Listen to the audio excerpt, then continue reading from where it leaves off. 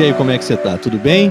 Hoje aqui para mais um podcast do Mundo Incrível com um convidado mais do que especial, porque eu acredito, sinceramente, que se não fosse ele, nem no microfone eu falaria. Sim, hoje eu estou recebendo aqui o Flávio Siqueira, meu companheiro de trabalho, radialista, escritor, um pensador independente, uma pessoa que eu tenho como referência e felizmente há alguns anos como amigo, e ele nos honra aqui com a presença dele para a gente trocar uma ideia em mais um podcast do Mundo Incrível, que pelas minhas contas, se eu não estou enganado, já é o podcast de número 20. Nas últimas semanas tivemos aqui o irmão do Flávio, o Leonardo Siqueira, falando sobre filosofia, sobre o mundo atual, sobre as perspectivas de um futuro pós-pandemia, educação, herança cultural no país. Tivemos a Fernanda Rorato falando sobre as marcas, sobre o mundo das economias, um assunto e um papo muito bacana. E hoje, meu querido amigo Flávio Siqueira, para a gente falar sobre tudo e mais um pouco. Flavinho, muito obrigado pela presença. Ô Antônio, tudo bem? Eu que agradeço. 20 podcasts já, hein? Bastante coisa. Que legal. Muita coisa. 20 é muito bom. Eu e o meu irmão, a gente até começou a fazer um podcast, mas demos um tempo e eu não descarto. O podcast dizem que é o futuro do rádio, né? Mas eu acho que em matéria de futuro todo mundo sabe muito pouco, então não dá para afirmar que é ou não é o futuro do rádio. Mas eu pessoalmente gosto de podcasts, mesmo informações, assim, eu ouço muito do Estadão, algumas coisas de jornalismo. Eu acho que é para a vida moderna, para quem sai para fazer exercício, caminhar, tá? Mesmo estar em casa é uma possibilidade bem legal. É uma companhia, né? Tu sabe que o que me deu esse gatilho de fazer os podcasts assim, porque a gente faz os programas na Rádio Inverso, tem essa ideia de ser uma coisa rotineira, uma hora por dia mais ou menos, mas tem épocas em que a gente coloca mais reprise, fica mais quietinho e tal, mas eu percebi que nos acessos do canal do Mundo Incrível no YouTube, os conteúdos que tinham maior alcance, eram mais vistos, eram os conteúdos com mais de 1 hora. E o que me chamou muito a atenção, porque hoje em dia é tudo tão rápido, né? A gente olha um vídeo de 1 minuto e cansa. E aí eu falei, olha, vai ser muito bacana eu poder fazer isso, já que as pessoas consomem esse tipo de conteúdo com convidados que eu acho que são relevantes, que tem uma mensagem para passar. E com certeza o podcast está cada vez mais em voga, né? Todo mundo utilizando. Acho que não anula o rádio, mas ele vem complementando, porque todos os grandes canais estão lançando podcasts sobre economia, sobre autoconhecimento, sobre uma série de coisas. Bom, mais um aí pra gente. Ele não anula, mas ele cumpre esse papel de companhia que você falou. A função do rádio básica sempre foi a da companhia. Claro, tem a questão da informação também, o rádio se tornou prestador de serviços, e eu acho que até mais do que nunca agora, mas aquela coisa antiga do comunicador, companheiro, amigo, eu me lembro muito, meu pai ouvindo Zé Béttio em São Paulo nos anos 80, e outros, né, e depois no FM perdeu um pouco disso, mas a rádio em si ainda era companhia para as pessoas. Isso foi diminuindo. Hoje as pessoas têm muita possibilidade, né, para trazer uma companhia que não seja necessariamente o rádio ou a televisão.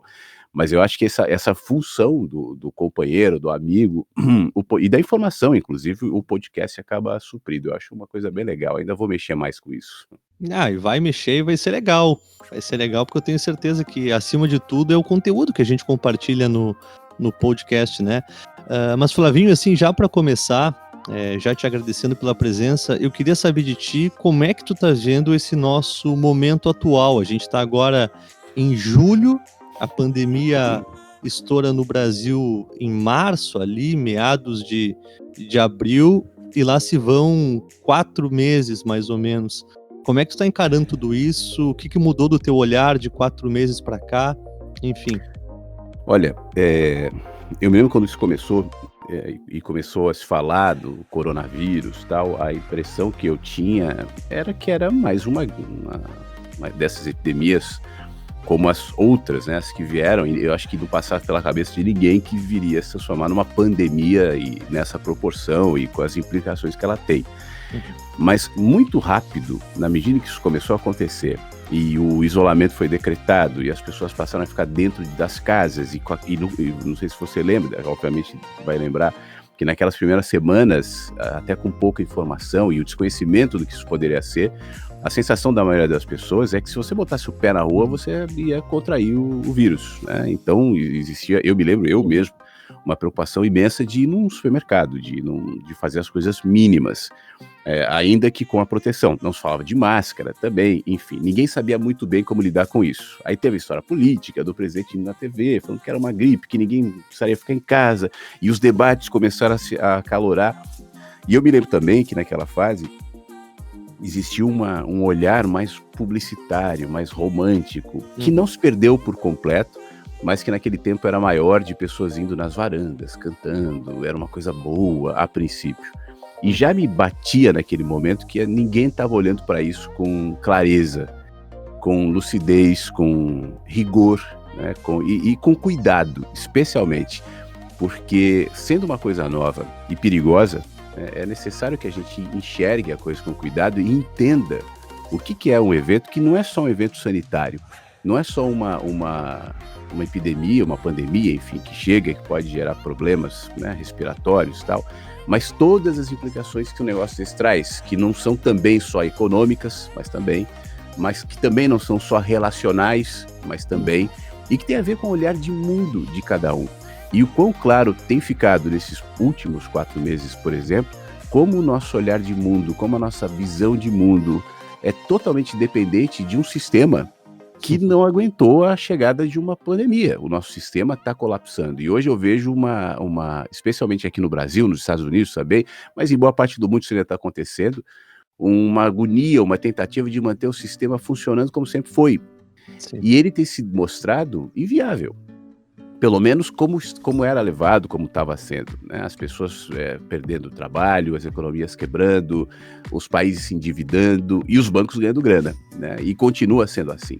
As dívidas, os estados, os municípios e os países, enfim, perdendo a arrecadação de impostos, mas ao mesmo tempo não aceitando discutir a redução de pagamentos para funcionarismo público, que não é necessariamente o professor, o cara que trabalha no posto, mas os deputados, os militares, enfim, e tantos outros, os juízes, né, o judiciário, que vivem num luxo, que vivem numa condição que é justamente fruto dessa arrecadação, que em momento algum se rediscute, enquanto se debate para ajudar minimamente um povo que vive pagando impostos. Então eu estou trazendo esse rápido e inicial retrato para dizer que tem muito mais coisa em jogo aí que a gente não está vendo.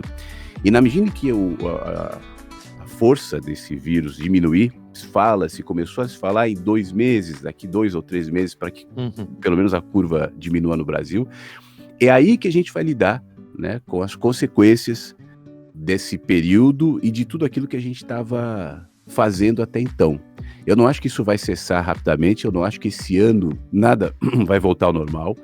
Eu acho que esse ano é um ano, obviamente para quem pode, é um ano de silêncio. Esse é um negócio que eu tenho alimentado muito em mim, Antônio. Assim, eu quero, esse ano, ouvir muito mais do que falar.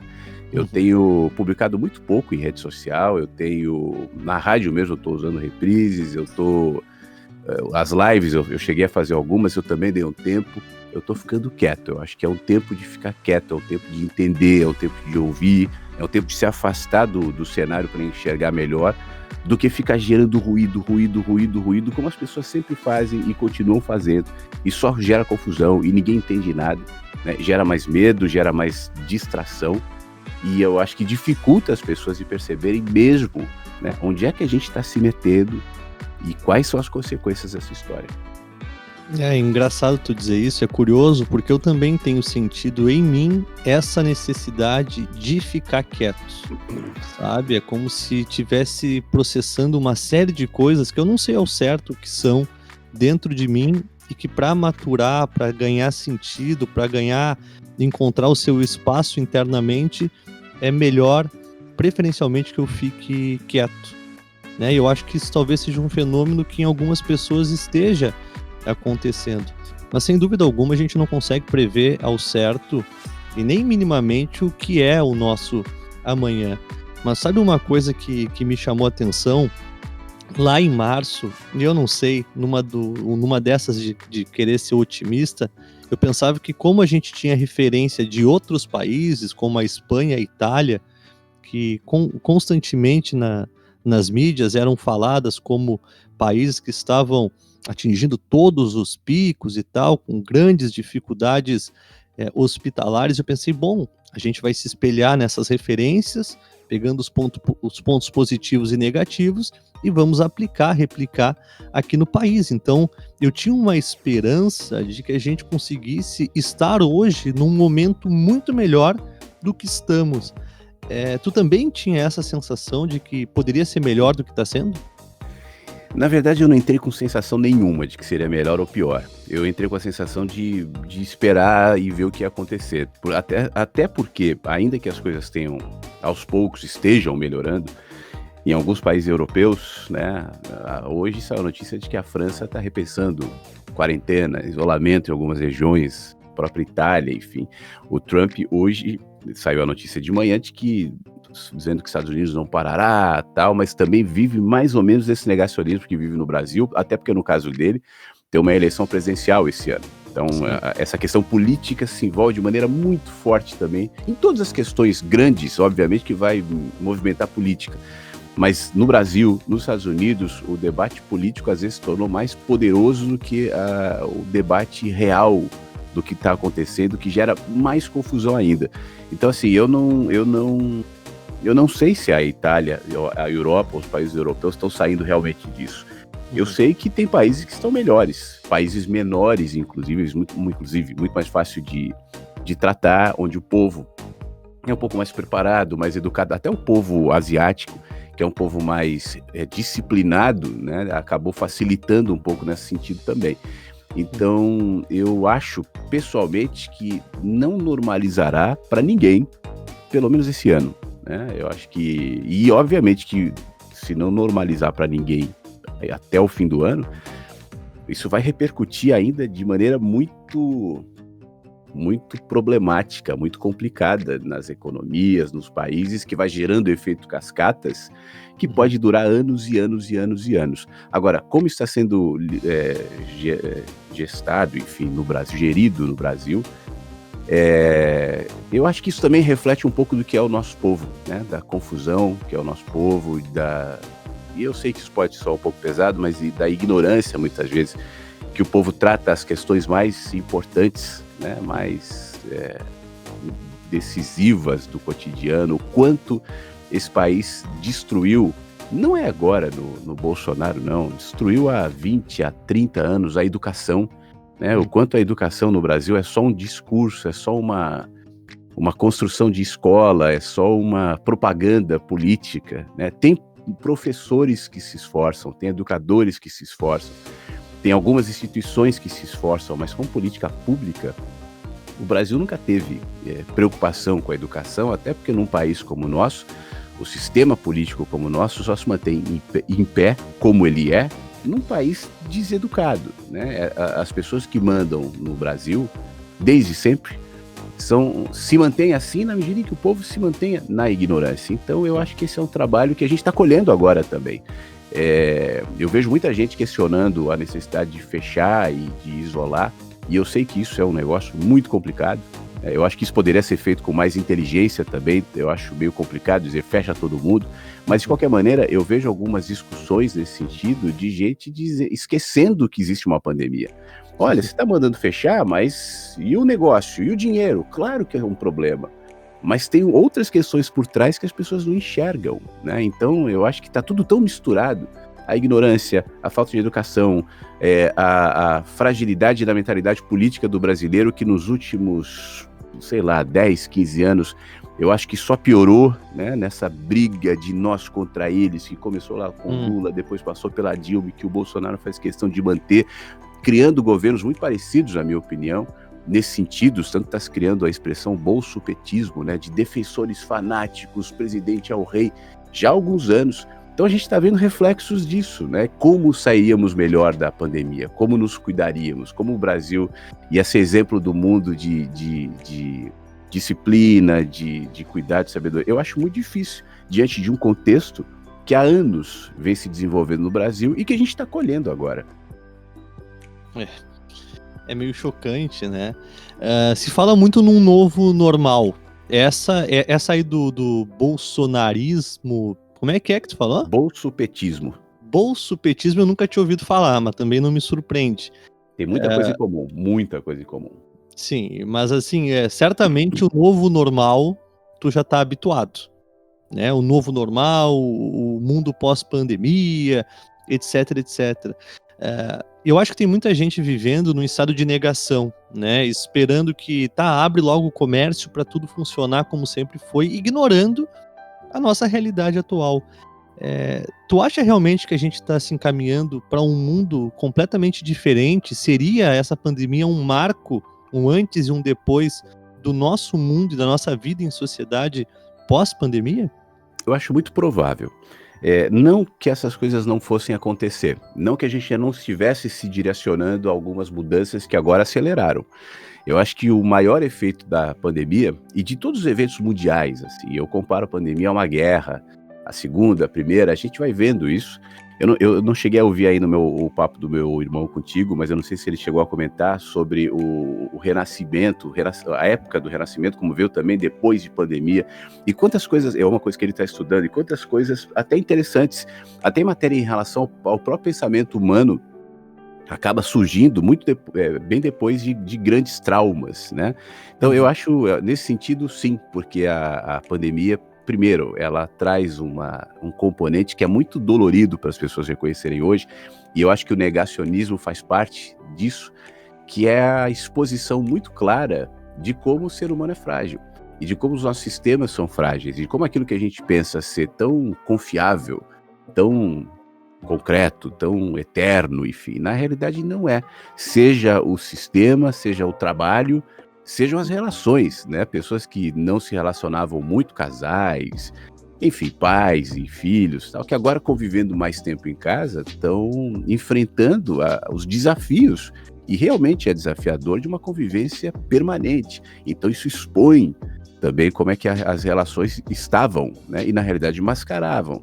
As economias, essas bolhas que vão sendo criadas por mercados financeiros, enfim, como isso também é frágil, como isso é complicado. Então, é óbvio que isso gera algumas rupturas, né? E as rupturas geram mudanças. Então, eu acho que muitas mudanças virão. Que tipo de mudanças? Algumas a gente já tem mais ou menos claro. Uma delas é a nossa relação com o trabalho. A tecnologia trouxe essa possibilidade dos contatos remotos, dos trabalhos remotos. Isso é uma coisa que há muito tempo eu já tenho falado, e eu falo especialmente no campo do trânsito. Por exemplo, eu me lembro quando eu era criança em São Paulo, e lá tinha o Maluf, né? E o Maluf era o cara que construía avenida, viaduto, e ele era muito querido pelos taxistas. Bom, não posso dizer que roubava, mas tudo indica que superfaturava um pouquinho, né? Os túneis e tal. E, enfim, os motoristas amavam o Maluf porque ele construiu uma avenida, tal. Tudo bem que ele só transferia os congestionamentos, mas o discurso era esse: vamos resolver o problema. Aí nos anos 90, isso acabou, fim dos anos 90, sendo substituído, essa coisa de construir avenida e ponte, como o transporte público que vai resolver. Então começaram a se investir em aumentar linhas de metrô, mais ônibus, mas também não resolvia, as pessoas não deixavam de sair de carro, tal. E aí eu sempre achei que o que resolveria era a tecnologia. Era justamente o fato de que cada um poderia fazer um monte de trabalhos que eram feitos nas ruas em casa. Os horários não precisariam ser os mesmos, todo mundo sair no mesmo horário, voltar ao mesmo horário. A tecnologia ajudaria isso. E eu calculava alguns anos para que isso acontecesse. Agora eu acho que vai acontecer antes, né? A gente já está vendo, por exemplo, claro que por outras questões, o trânsito melhorar. Então, nesse sentido, a presença da tecnologia, os recursos que ela pode trazer no cotidiano de todo mundo, isso vai acelerar. Agora, eu acho um pouco complicado daqui para frente enxergar que tipo de mudanças ainda virão, se vão ser mais positivas, se vão ser mais negativas. Eu acho que uma delas é justamente como a gente lida com as economias, né? O monstro, o dragão, vai voltar a ser o que era, vai tentar e provavelmente virá com mais força ainda.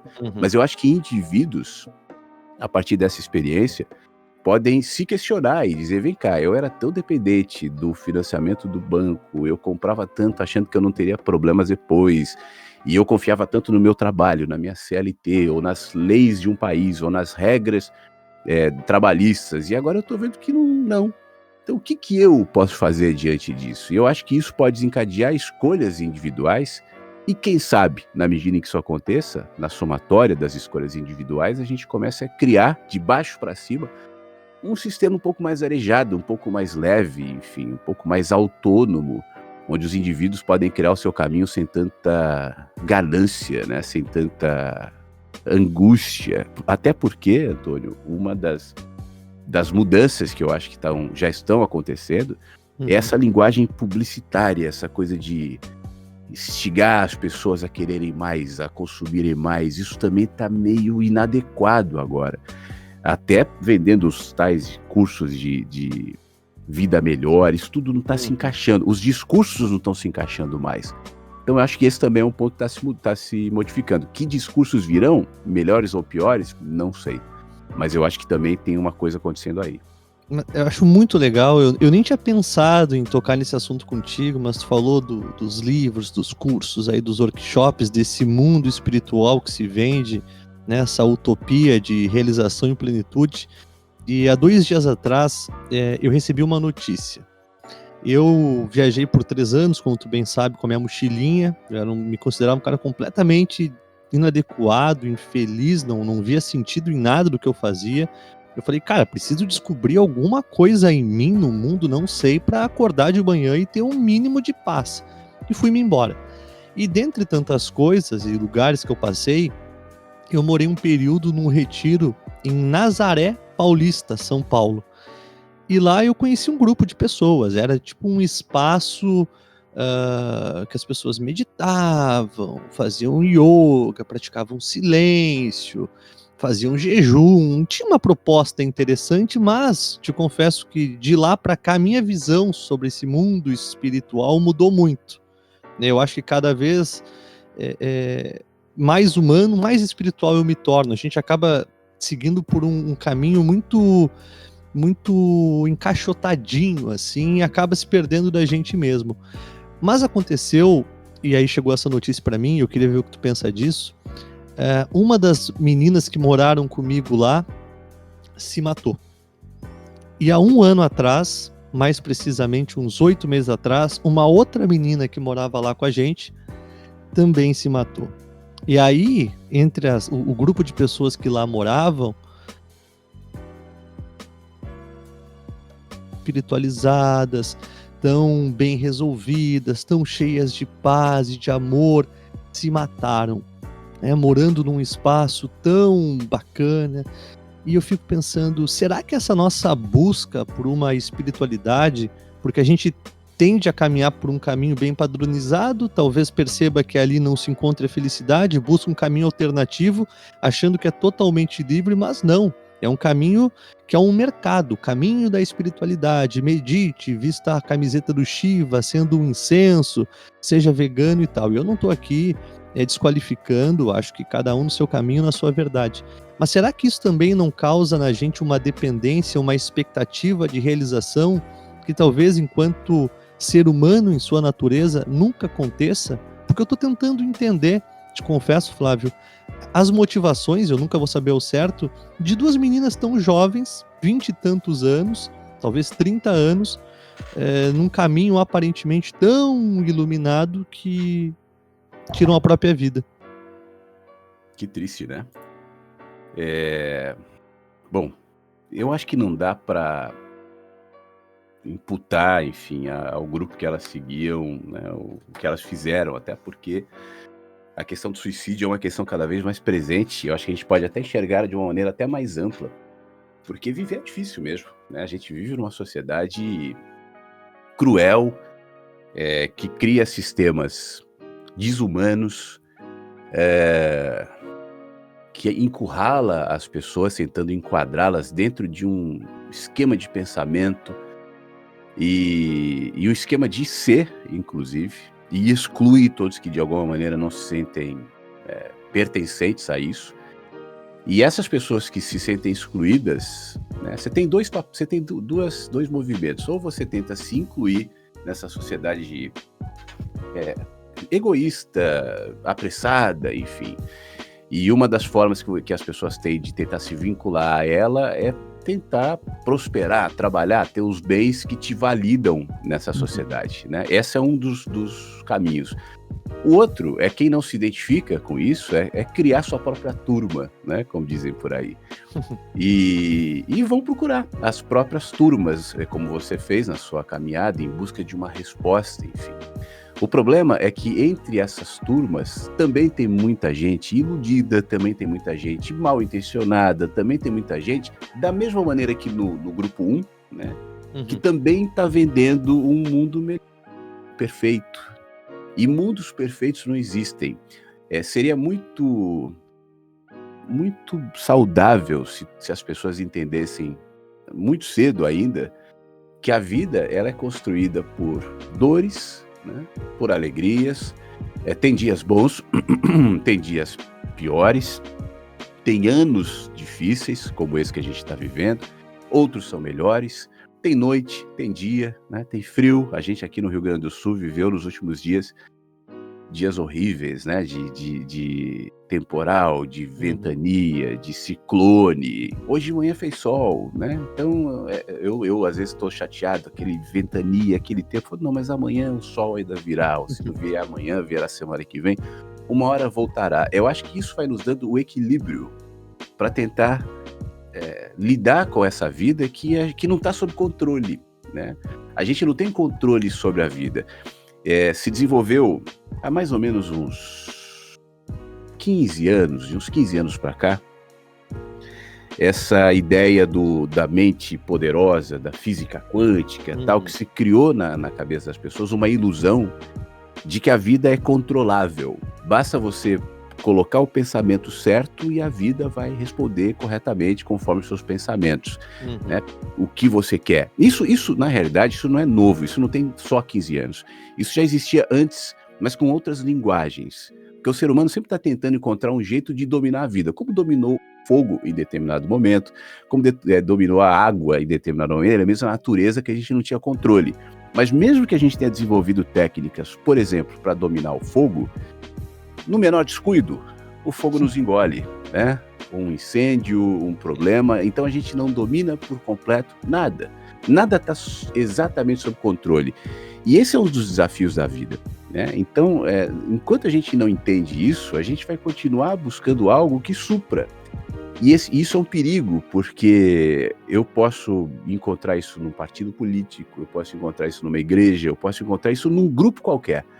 E esse grupo, por algum momento, vai me alimentar nesse sentido. Mas se eu não tiver a consciência de que esse vazio, esse abismo que a gente traz, que se por um lado é dolorido, mas por outro é necessário também, e é um dos componentes da alma humana, é o que movimenta a arte, é o que movimenta a poesia, é o que movimenta toda a nossa busca, né? Eu acho que o ser humano, isso já era dito lá por Santo Agostinho, lá atrás, e por tantos outros pensadores que carregavam um vazio, né, que lá atrás gerou a religião, seja ela qual for, né, que gerou a filosofia, que gerou a própria ciência.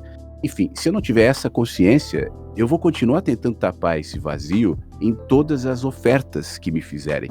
No mundo de consumismo, no mundo de grana, no mundo de interesse, como é esse nosso mundo, ofertas para esse tipo de preenchimento não vão terminar, né?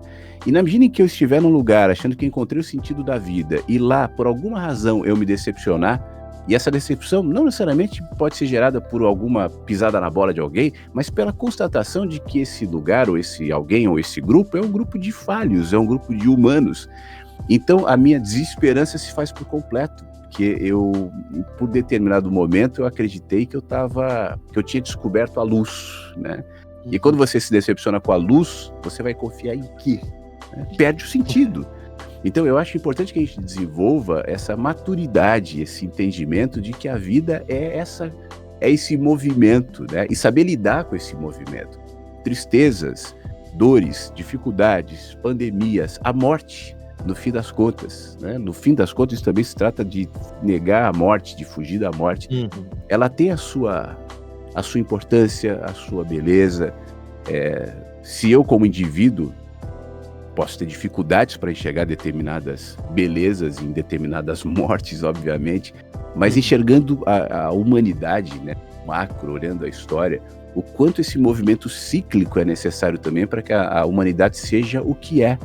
Então, eu acho absolutamente necessário isso, por isso eu não consigo me aproximar de grupinhos, de tribos, ainda que sejam bem intencionadas, Antônio, e eu não estou aqui questionando a intenção de ninguém, né? Não, eu te entendo. Mas eu acho isso muito imaturo, muito perigoso, necessário talvez em alguns momentos. Tem pessoas que realmente precisam, que se sentem bem ali naquele grupo e tal, e que fiquem, mas que se lembrem, né, que todos são falhos, que tudo, enfim, hoje tá bom, amanhã pode não estar mais, e que tudo é uma expressão da nossa natureza ambivalente, no fim das contas. Tu falasse desse vazio que a gente tem. Tu acha que é possível em algum momento a gente preencher esse vazio? Porque a gente busca esse preenchimento sempre com coisas externas, é sempre uma projeção de futuro, pode ser de forma material, né? O próximo carro, a próxima casa, o meu aumento de salário, enfim, é sempre no amanhã, e pode também ser nesse viés mais espiritualizado na busca da luz. Então, se a luz não me ilumina, se a luz não me preenche, então não tem mais saída. Mas será que a gente consegue preencher esse vazio? Ou esse vazio existencial é parte da natureza humana e o máximo que a gente pode fazer é se pacificar com ele, aprender a lidar com esses altos e baixos e ambivalências da vida? Eu tenho uma teoria, assim, eu acho que primeiro, ninguém sabe explicar o que é a vida, ninguém consegue definir a vida, nem cientificamente, nem religiosamente, enfim, o que é a vida. Uhum. Isso que a gente carrega, né, no corpo, e que a gente chama de vida, na minha opinião, isso traz tantos elementos ainda desconhecidos. Por exemplo, eu vejo meu filho, que está com 17 anos, e ele, assim como eu também, ele gosta de ouvir música dos anos 40, 50, tal. Eu e ele não vivemos nesse tempo. Esse tempo foi o tempo que meu pai nasceu, né? Meu pai nasceu em 45. Então ele também não viveu muito isso, talvez tenha vivido um pouco mais do que a gente. Mas a gente carrega uma certa nostalgia de um tempo onde não vivemos, né? Que é inexplicável. As pessoas tentam explicar. Não, é porque na outra vida. Eu prefiro não explicar. Existe um componente, uma nostalgia, não só desses tempos, mas de outros, inclusive, de situações, de momentos, de memórias que eu nem tenho objetivamente falando, mas que também, de alguma forma, constituem a minha natureza.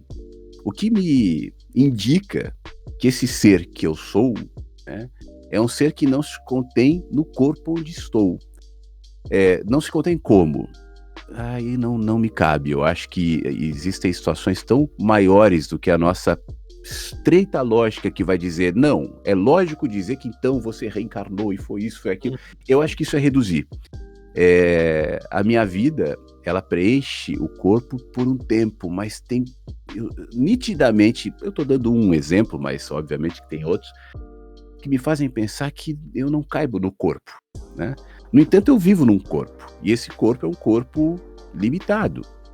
É um corpo que tem fome, é um corpo que tem sono, é um corpo que se irrita, que se cansa, que tem medo. É um corpo, né, com todos os limites que não consegue atravessar as fronteiras do tempo e do espaço, apesar de dentro de mim a sensação muito clara de que tempo e espaço vivem de maneira muito mais ampla. Em mim não há tempo, né? Eu às vezes uma música, um cheiro, alguma coisa resgata uma memória de quando eu era muito pequeno, de uma situação corriqueira qualquer que eu nem estava pensando. Eu falo, caramba, de repente eu senti o cheiro de uma flor ou de uma comida, ou sei lá, e eu me lembrei de uma cena, e essa cena existia em mim. Na terapia, na psicologia, por exemplo, se trata problemas antepassados, né, conflitos com o pai, conflitos com a mãe, enfim, que estão presentes no idoso, que está respondendo ainda um problema que ele teve com o pai quando era criança. Aquela cena está se repetindo nele, porque nele o tempo não tem marcação. Então, a gente é um ser tão complexo, mas que vive numa sociedade limitada e estreita, e na sociedade atual baseada no consumo, e isso é muito pouco, né? A gente é um ser muito complexo, que vive num corpo que é maravilhoso. A gente não tem ainda total consciência de como é o corpo e do poder que a mente tem, que o corpo tem, mas de qualquer forma que é limitado e finito.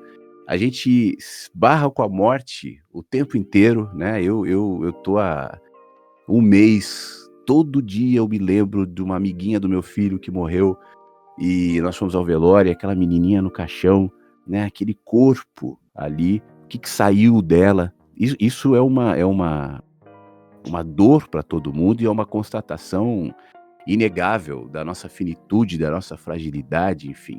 Então, essa ambivalência, eu acho que naturalmente gera nos seres humanos a dor. Que no caso do Rubem Alves, num texto que eu falo muito na rádio, que eu gosto muito, que é o texto dos construtores de altares à beira do abismo. Eu acho que isso ilustra bem. Ele diz o seguinte: nós somos construtores de altares à beira de um abismo.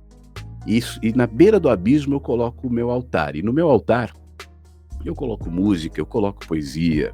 E aí eu posso dizer as coisas do meu cotidiano, e são coisas que me dão prazer. Então, em parte, aquilo que eu coloco no altar à beira do abismo me alegra. E eu acho, Antônio, que você fala, mas é possível preencher? Eu acho que o preenchimento, as alegrias, elas vêm justamente dessa experiência. Na medida que eu desenvolvo essa experiência, que nessa época de pandemia, inclusive, para mim tem sido muito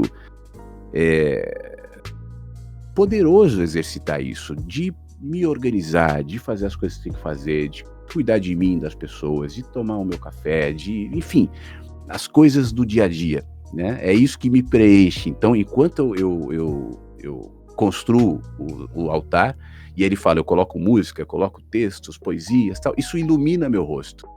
E eu fico feliz, né? Mas ainda assim, eu olho para o lado e o abismo continua lá.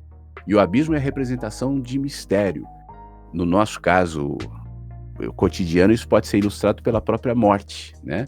Eu posso viver feliz, eu posso viver bem, eu posso estar numa configuração de uma família que eu gosto, tá tudo certo. Mas o abismo continua lá.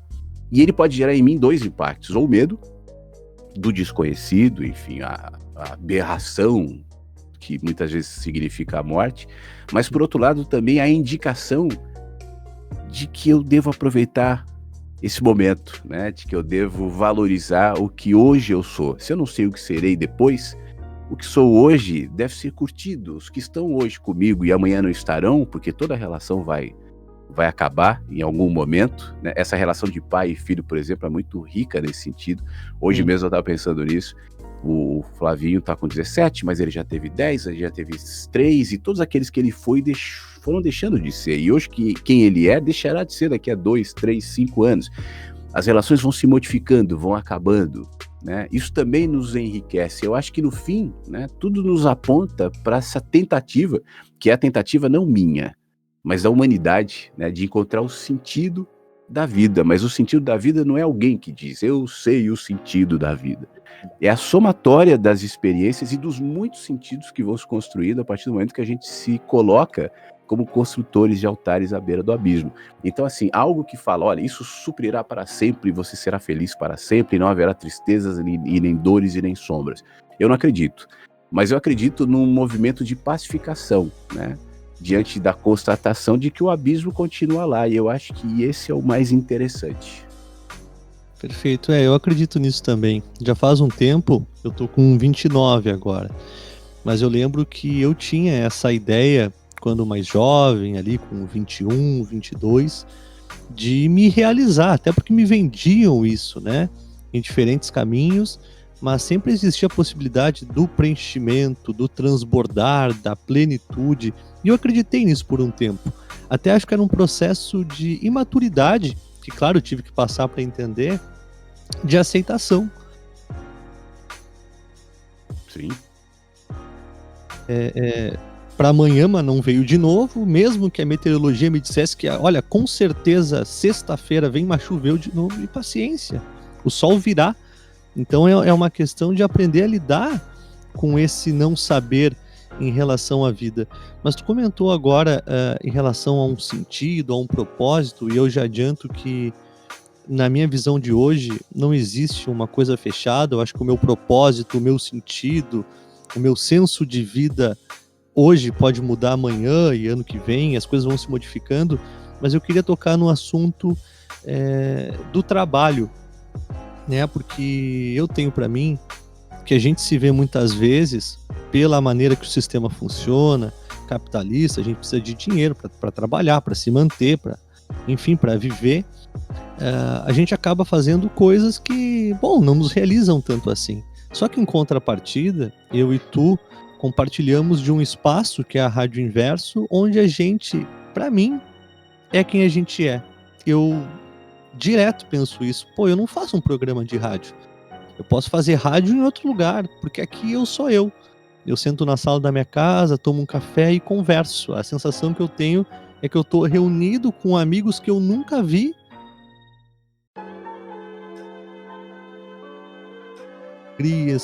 Dos meus pensamentos, inquietudes, dúvidas, incertezas, eu não encaro como um trabalho. Tu encara a rádio Inverso e antes a Web Rádio Vagalume como um trabalho? Como é que tu vê isso? Então, eu tenho dificuldade de encarar o rádio como um trabalho. Quando eu comecei no rádio, eu tinha 16 anos, e eu entrei no rádio porque eu tinha naquela rádio, naquele momento, uma ideia de que aquilo poderia ser algo maior do que só um trabalho.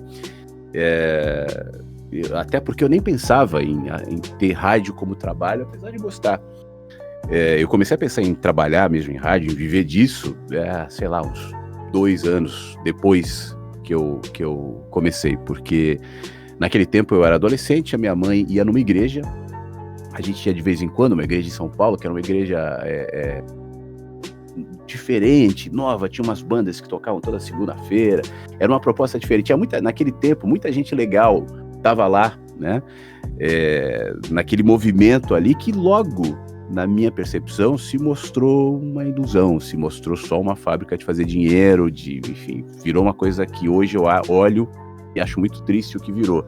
Mas eu percebi isso lá em 93, mais ou menos, eu comecei em 91. E quando eu percebi isso, eu fiquei muito triste, porque a minha intenção de fazer aquela rádio era de trazer algo bom para as pessoas. Eu sempre trouxe isso comigo. E essa minha sensação, ela vem por conta de uma percepção que eu carrego desde muito cedo, justamente de que a vida não pode ser só o trabalho, a vida não pode ser só isso.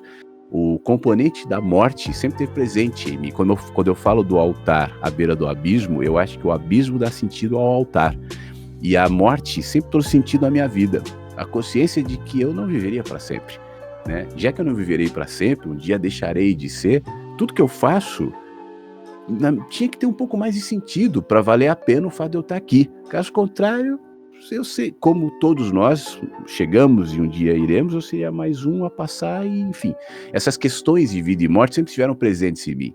E como meu pai era um cara que ouvia, ainda é, mas naquele tempo ele ouvia muita rádio, ele anunciava muito em rádio e tal, eu comecei a prestar um pouco mais atenção no rádio, e quando veio essa oportunidade de trabalhar nessa rádio, eu achei que era um momento, né, de colocar em prática algo que eu carregava com muita força, e desde muito antes em mim, de que eu um dia faria alguma coisa que seria importante, que faria sentido, ainda que eu não tivesse clareza do que significaria ser importante ou fazer sentido, mas eu só carregava essa impressão. Então as pessoas diziam para mim assim, mas o que você vai falar para multidões? Eu falava, não, tudo me parecia pequeno, né? Porque não é uma questão de grandiosidade, de espetáculo, mas de sentido e de profundidade. Então eu sempre fui tentando encontrar algum lugar onde eu pudesse colocar essa sensação que sempre me habitou. E naquele momento o rádio me parecia isso. Então eu trabalhei durante alguns anos nessa rádio, só que daqui a pouco, né, virou outra coisa, virou um negócio para ganhar dinheiro dos caras, virou uma coisa que eu não queria estar. E como eu estava já com quase 18 anos, ou por volta de 18, já estava vivendo uma situação pessoal complicada, porque meus pais tinham se separado há 3 anos, eu tinha 15 quando meus pais se separaram, e a gente viveu, eu, minha mãe e meus irmãos, um momento muito complicado, assim, financeiro, de não ter onde morar. A gente morava num apartamento, até os 15 anos, um apartamento super luxuoso, uma cobertura em São Paulo, num bairro nobre e tal, mas quando meus pais se separaram, a gente foi despejado, e a gente não tinha onde morar, e a gente foi se dividir na casa de tios e tias, e a gente não tinha dinheiro para nada. Então eu precisava trabalhar. E aí eu já estava no rádio, né, e comecei a conhecer pessoas de rádio e tal. Então eu vi ali uma oportunidade de fazer, tinha acabado de fazer o curso, essa rádio onde eu trabalhei, essa primeira rádio onde eu trabalhei, eles não me pagavam, eu trabalhava como voluntário, eles me pagaram o curso, o que eu sou grato, né? Tirei meu DRT naquele tempo e aproveitei então então eu vou trabalhar, eu não tô mais por sentido aqui, eu não tô mais pela mesma motivação, eu tô aqui pelo trabalho. E aí eu fui fazer rádio, né? Fui fazer as rádios lá de São Paulo.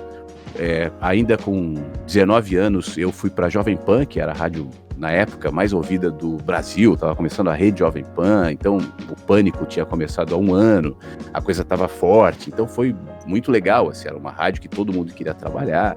Então isso me colocou de vez no rádio. Depois para a Transamérica, que era outra rádio super forte de São Paulo, então virou profissão, né? E eu gosto de fazer isso, mas já não tinha mais aquele sentido inicial. Então, depois de um tempo de ter saído de São Paulo, porque já não estava mais fazendo sentido estar em São Paulo e fazer as rádios uma atrás da outra, como eu sempre fiz, viemos para o Sul e aqui eu fui buscar um outro sentido, né, que inicialmente não me parecia ser no rádio, porque o rádio nunca esteve aberto para coisas novas. Ainda não está. O rádio é muito fechado, a mente das pessoas que mandam nas rádios é muito estreita, o rádio sempre foi muito dependente do dinheiro, então você chegava na rádio e falava, eu tenho uma ideia legal, quanto isso vai me render? Quanto você vai pagar? Sempre foi assim, e continua sendo, ainda que o rádio precise de coisas novas, de ideias novas, mas o rádio sempre se mantém fechado para isso. Então eu descartei, e fui escrever, fui fazer outras coisas, justamente para encontrar lugares para colocar aquilo que lá atrás tinha me levado para o rádio, né? Isso, aí eu escrevi livro, aí eu comecei com o blog, aí eu comecei com o canal do YouTube e coisas onde eu pudesse me expressar como eu sempre quis, com liberdade, enfim. Até quando eu pensei na possibilidade de fazer uma rádio web. Naquele momento eu não acreditava muito nisso, não sabia muito bem como isso ia funcionar, mas quando eu comecei, né, eu vi que foi uma coisa acertada, foi uma experiência muito legal, muitas coisas boas vieram e continuam, né, tanto quando era Vagalume, depois que virou Inverso. E o rádio continua sendo, nesse caso, né, na internet, para mim, ainda um movimento de me expressar, de colocar aquilo que lá atrás eu já sentia carregar. Agora, isso não está na minha mente diretamente vinculado ao rádio, tanto que eu coloco isso de outras maneiras também. O rádio é só um veículo que eu acabei me especializando, acabei me tornando conhecido, acabei trabalhando durante tantos anos e ainda trabalho, ainda é o meu sustento, né, eu ainda vivo de rádio, mas que é um lugar onde eu coloco parte daquilo que sou, parte daquilo que me habita. Então a Inverso, para mim, é isso. É uma voz, é uma ferramenta para eu me colocar, assim como é para você, enfim. Eu acho que todo mundo que ouve, de alguma forma, percebe isso também, né? Eu acho que sim. Eu, quando era ouvinte da rádio, e eu te confesso que eu não era um ouvinte assíduo, até já te contei como é que eu acabei te conhecendo, que eu tava morando em Minas Gerais, em São Tomé das Letras, e eu morava de favor na casa de um casal. E a Estela, ela te ouvia. Ela via teus vídeos no YouTube e ela dizia, Antônio, tu tem que ouvir esse cara, ele pensa muito parecido com as coisas que a gente conversa aqui e tal. E como eu tava num momento de desconstrução, eu não tava querendo ouvir nada, eu tava querendo me limpar de uma série de coisas, até mesmo dos gurus, dos mestres. Eu falei, não, Estela, pode deixar que um dia eu ouço. E aí a Estela e o Júlio, que era o esposo dela, foram viajar para Três Corações e eu fiquei cuidando da casa. E o computador ficou aberto no Facebook dela. E o primeiro vídeo que teve ali era um vídeo teu e que ele rodou automático, assim. E eu tava varrendo a casa, fazendo alguma coisa, e o vídeo começou a rolar e eu comecei a gostar. Eu falei, olha só que loucura, mas quem é esse cara que tá falando? E aí eu fui ouvir, era tu. E eu gostei, assisti um vídeo, assisti outro, e eu não tinha nem celular naquela época, o computador que eu usava era o da Estela, então eu não tinha como ser um ouvinte. Mas quando eu voltei meio que pra civilização, vim morar em Porto Alegre, eu baixei o aplicativo da rádio e comecei a ouvir. E logo depois a gente se conheceu e eu me identifiquei um monte com essa proposta mais desconstruída de falar da gente, falar da vida, falar da humanidade de uma forma muito menos encapsulada. Eu conseguia ver verdade ali, sendo que na maioria dos canais que eu tinha conhecido até então e das pessoas que davam voz a esse tipo de assunto, era uma coisa muito mais formatada, era realmente a venda de um produto. Eu acho que é uma das coisas que me pauta hoje, é saber que eu vou estar sendo eu, sabe? Eu vou entrar ali no ar, mas eu tô só sendo quem eu sou. Eu não preciso vender nada, eu não preciso convencer ninguém de nada. Eu posso muito bem me colocar como alguém que não sabe, porque eu realmente sei que não sei. Então, isso torna tudo muito mais leve. Como a gente está quase chegando no fim, Flávio, eu queria te perguntar um negócio que eu também não tinha pensado anteriormente, acho que é muito legal. Eu muitas vezes entro no ar sem fazer a menor ideia do que eu vou falar e as coisas simplesmente fluem, mas tu fez uma retrospectiva da tua vida e falou que em 91 tu começou no rádio, em 93 tu deu um outro passo e em 93 eu estava com 3 anos de idade. A gente tem alguma diferença aí, alguns anos, mas hoje eu na minha posição, com 29, quase 30, eu percebo que eu mudei muito, amadureci em coisas que eu nem imaginei que amadureceria, mas eu não consigo imaginar a minha vida daqui a 15 anos. Hoje, tu com 40 e quantos? 44? 5. 45. Tá me ouvindo? Não, é que deu um delay aqui. 45. 45. Que conselho tu daria pro Flávio de 29 anos?